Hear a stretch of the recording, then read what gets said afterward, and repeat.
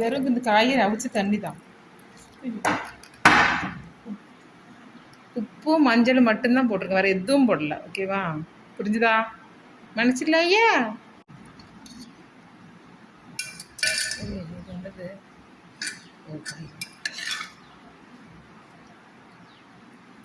அந்த தண்ணி குடிச்சோம்ல, அந்த தண்ணியில் உள்ள காய்கறி கொஞ்சம் கஷ்டமாக தான் இருக்கும் எல்லாருக்கும், பட் ஆனால் எனக்கு இது பிடிக்கும் ரொம்ப.